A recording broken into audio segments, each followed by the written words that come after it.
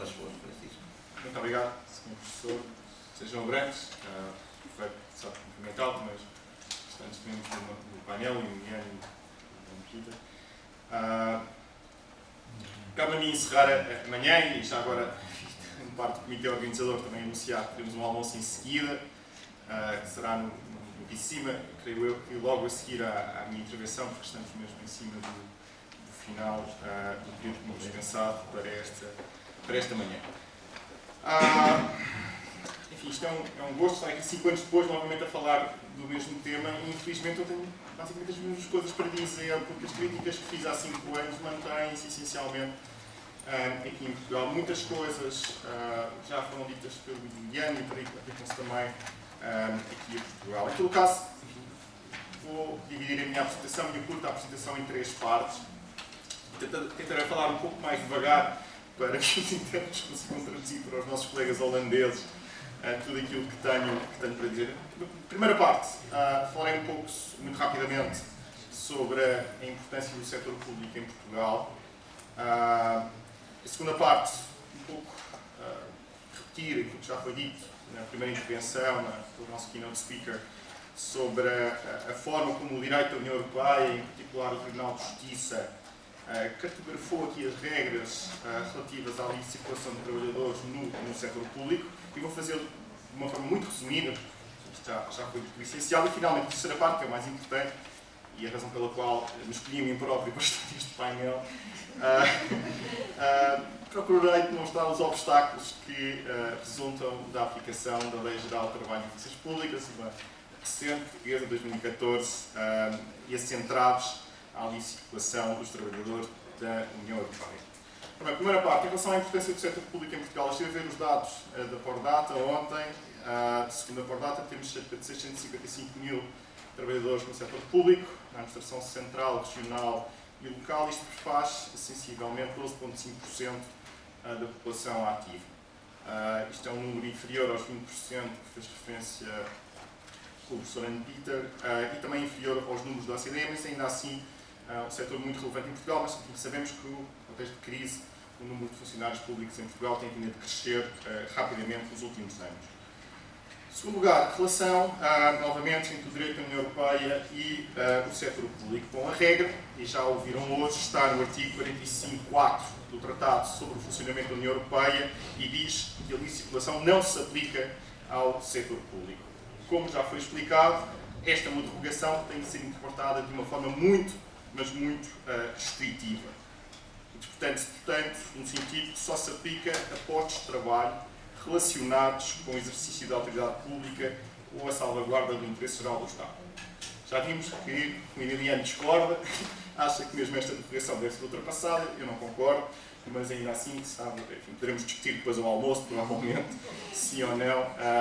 Mesmo nesta interpretação, enfim, também ficaria sem qualquer tipo de efeito útil o artigo 45.4 na tua interpretação, portanto, isto envolveria necessariamente uma alteração dos tratados. O que nós sabemos é que, portanto, qualquer concurso público de acesso à administração tem que ser analisado caso a caso para sabermos se estamos ou não a aplicar a derrogação prevista no artigo 45.4.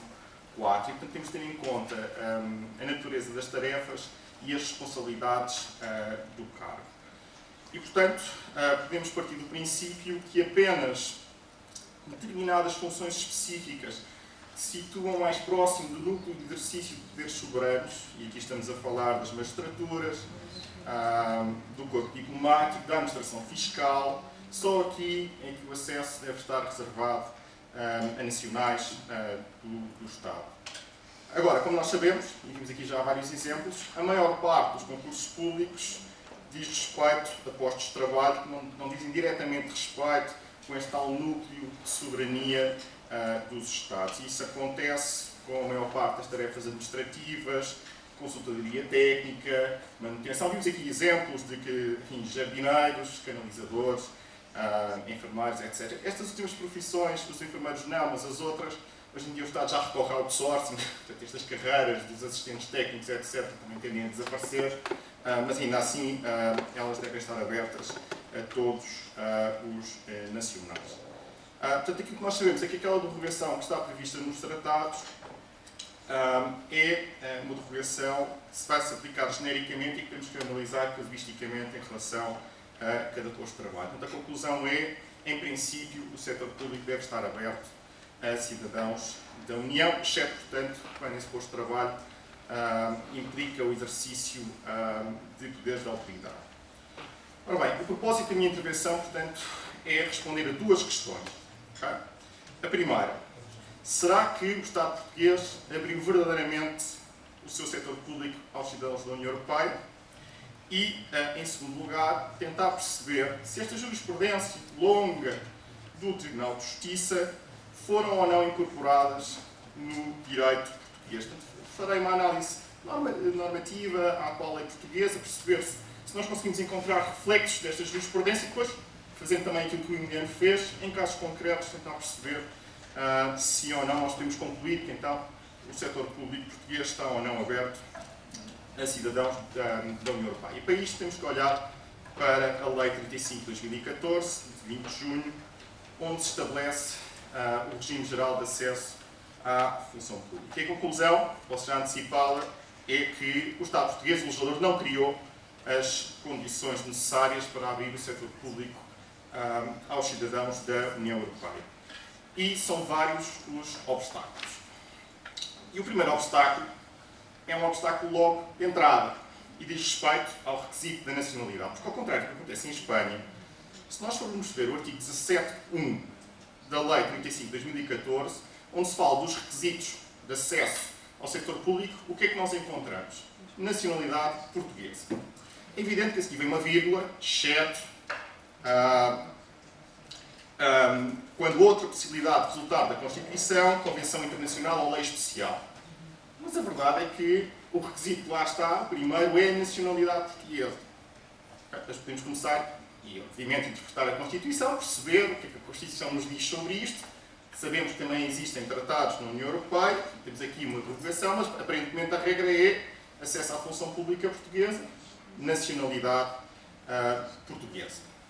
Claro, se formos ver a nossa própria Constituição, nem precisamos do direito da União Europeia, rapidamente percebemos, e o artigo 47 da Constituição é claro, quando garante o acesso de todos os cidadãos em condições de igualdade e liberdade, em regra por via de concurso. Ou seja, não se exige na própria Constituição portuguesa a cidadania portuguesa para acesso à função pública. E depois o artigo 15 também apenas restringe aos cidadãos portugueses o exercício de funções públicas que não tenham caráter predominantemente técnico.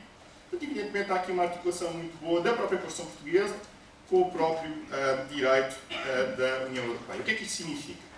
Significa que temos que interpretar a Lei Geral de Acesso à Função Pública Portuguesa, a Lei de 2014, à luz da Constituição e à luz do direito da União Europeia, não o tratado que tem aquela regra geral, mas à luz da jurisprudência do Tribunal de Justiça da União Europeia. E, portanto, para além dos casos previstos no artigo 15.3 da Constituição, que nos diz que alguns cargos políticos estão restritos a nacionais, Presidente da República, Primeiro-Ministro, Centros Nacionais Superiores, e depois temos as tais carreiras que o próprio Tribunal de Justiça reconhece que podem estar limitadas a nacionais. Isto encontramos leis especiais que nos falam das magistraturas, que nos falam do corpo diplomático, temos neste momento um concurso aberto, Forças Armadas e polícias. Agora, qual é o problema? O problema é que nós vamos ver o Diário da República e o que é que acontece invariavelmente? A maior parte dos procedimentos concursais limitam-se a reproduzir a lei. E, portanto, independentemente do posto de trabalho em causa, elencam a nacionalidade portuguesa como critério de admissão ao concurso. Claro, vírgula, exceto nos casos previstos na Constituição, em lei especial e em convenções internacionais. Agora, isto tem um efeito dissuasor para candidatos de outros Estados-membros. Podem não conhecer bem a Constituição portuguesa, provavelmente não a conhecem, podem não conhecer a jurisprudência do Tribunal de Justiça e aquilo que vem como primeiro requisito de acesso àquele posto de trabalho, nacionalidade portuguesa. Portanto, nós podemos dizer, não há aqui uma violação direta do direito da União Europeia, mas há aqui um efeito dissuasor que resulta, isto continua em 2014, a lei anterior, na conferência que tivemos em 2010, era de 2008. Foi revista em 2014 e mantemos o encargo da nacionalidade portuguesa, ainda por cima, quando não era necessário sequer à luz da nossa Constituição, como requisito de acesso, na prática, ao setor público português. E, portanto, a administração pública portuguesa necessita de rever os critérios com que lança procedimentos concursais, não aplicando a lei, mas não transcrevendo as condições que constam neste momento na Lei Geral de Acesso ao setor público. Portanto, em relação ao primeiro aspecto que me parece importante reportar é justamente este e resulta diretamente da lei. E depois temos problemas que já foram aqui referidos várias vezes. Eu próprio tenho tido alguma experiência enquanto júri de procedimentos concursais, e muitos dos presentes aqui na sala também o têm, diz respeito ao problema do reconhecimento das habilitações académicas e da experiência profissional num contexto de um procedimento concursal. Porquê? Porque neste momento em Portugal, genericamente, todos os procedimentos concursais exigem algum tipo de habilitações académicas. Tenho a impressão que já não são abertos quase procedimentos concursais para as antigas carreiras, onde isso não era necessário. Agora, não existem propriamente normas específicas que disciplinem a forma como os júris devem aplicar, aliás, devem apreciar habilitações académicas obtidas noutros Estados-membros. É evidente que a lei portuguesa também não exige que essas habilitações tenham sido obtidas em Portugal. Isso não é. A lei permite o reconhecimento de habilitações académicas obtidas noutros Estados-membros, mas isto genericamente resolve a maior parte dos problemas, porque se exige uma licenciatura, e geralmente o júri, desde que haja um documento comprovativo, aceita uma licenciatura obtida no outro Estado-membro. O problema é quando o procedimento concursal exige algum diploma específico. Okay? Portanto, quando estamos no campo de uma profissão regulamentada, evidentemente caímos no âmbito de aplicação da Diretiva 2005/36, também aqui já reportada. Portanto, o problema vai surgir, e isto é um problema que os júris nos procedimentos concursais não conseguem responder, quando é necessário proceder aqui a uma equivalência não direta entre habilitações académicas concedidas noutro Estado e aquelas que são exigidas naquele procedimento concursal, a pensar numa habilitação académica que as universidades e politécnicos portugueses, por acaso, prestam. E aqui, eu creio que é necessário uma maior cooperação administrativa. Em França, o Estado francês, a lei francesa, criou inclusivamente uma comissão de equivalência de diplomas, justamente para resolver este tipo de problemas. Nós temos em Portugal um sistema parecido a propósito da proteção de dados. Sendo que a administração pública portuguesa tem um problema com questões relativas à proteção de dados, há uma comissão da Assembleia da República que existe justamente para resolver este tipo de problema especializado e que responde em tempo útil. Neste campo, eu creio que nós necessitamos também de algo relativamente parecido ao que existe em França, porque no fundo é uma comissão que permite, e nós nas faculdades temos estes problemas regularmente também com o Erasmus, para efeitos de acreditação, e temos também comissões criadas ad hoc para este efeito, mas no plano da administração pública portuguesa, num universo enorme, isto até envolveria provavelmente comissões ministeriais que depois pudessem ser articuladas ao nível nacional, justamente para resolver este problema da equiparação de habilitações, porque existe uma panóplia muito grande de cursos oferecidos nas diferentes universidades europeias, que depois vão ter consequências quando alguém se apresenta num determinado concurso público. Isto vale em relação às habilitações académicas, mas também em relação à experiência profissional adquirida noutro Estado-membro. Isto é também um problema típico de acesso à função pública. O Tribunal de Justiça da União Europeia já esclareceu que a experiência profissional obtida noutro Estado deve ser tida em consideração da mesma forma que a experiência profissional adquirida no Estado de acolhimento. A lei portuguesa, obviamente, não proíbe que isto seja feito.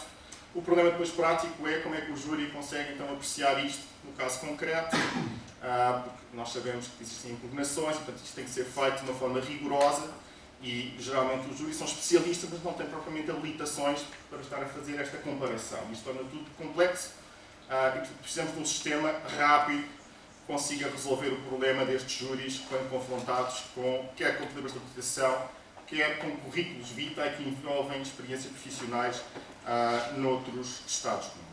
Tudo isto que eu referi até agora diz respeito a concursos externos. Ora, toda a gente sabe, e toda a gente tem vivido em Portugal nos últimos anos, sabe que genericamente a administração pública portuguesa tem estado fechada nos últimos anos. Portanto, a única coisa que nós temos tido são concursos internos, okay? Nos últimos anos. Porquê? Porque houve um congelamento nas admissões. Aliás, as poucas carreiras onde não houve congelamento são justamente aquelas que estão reservadas para nacionais, onde se vai aplicar justamente a derrogação prevista do artigo 45.4. Ora, o que é que nos dizem os concursos internos? Só pode concorrer quem tenha uma relação de emprego público com o Estado português. Quem são estas pessoas? Geralmente nacionais portugueses. E, portanto, aquilo que nós podemos concluir, isto resulta também da crise, é que o setor público em Portugal tem estado genericamente fechado nos últimos anos. Bem, aqui o direito da União Europeia obviamente não obriga a que o Estado português em concursos internos abra o seu setor público, porque se esteve fechada também não havia recursos para o abrir. Obviamente, se estávamos a admitir um funcionário público com relação de emprego público de um outro Estado-membro, isso envolveria um aumento da despesa. Obviamente, este tipo de concursos, também, eu creio que são uma outra exceção admitida pelo direito da União Europeia. E, portanto, nesse sentido, não há uma obrigação. Há uma obrigação de não discriminação. Portanto, não aceita quem tem uma relação de emprego público de outro Estado-membro, independentemente da sua nacionalidade. Lá por ser português também não pode concorrer, tem é que ter uma relação comprovada de emprego público com o Estado português. Em todo caso, em França também, eu dei-me conta que em 2009 temos uma alteração legislativa onde se permite isto, justamente, e se cria também uma comissão para avaliar se o trabalho que era prestado no outro Estado-membro corresponde ao conteúdo funcional daquela carreira. Portanto, isso poderá ser também uma forma de ultrapassar esta situação atual que temos em Portugal. É verdade que a lei portuguesa tem estes constrangimentos, mas também não há tantos concursos externos e o problema é que isto não tem dado origem a muitas questões. Portanto, eu gostava de concluir a minha intervenção com umas breves conclusões, dizendo o seguinte: eu acho que as regras que regem o acesso ao setor público em Portugal tornam de facto muito difícil o acesso de cidadãos da União Europeia e por isso são necessárias alterações legislativas. Eu sei que a lei já foi alterada várias vezes, infelizmente não no sentido correto. E essas alterações legislativas devem incorporar formalmente estes avanços jurisprudenciais que temos tido no direito da União Europeia em resultado da atuação do Tribunal de Justiça. E a meu ver, impõem-se duas clarificações normativas.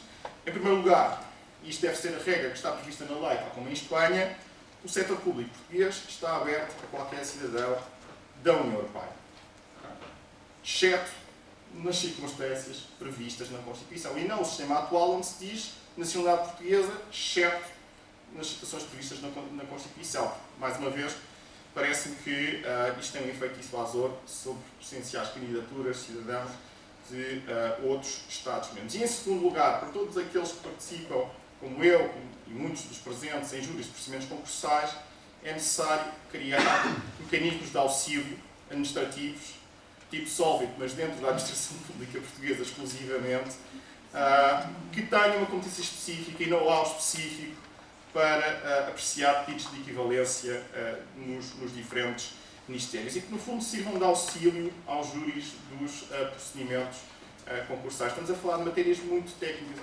Há bocado ouvia o professor Ana Maia fazer referência, porque esta diretiva de 2005 sobre equivalência é terrível.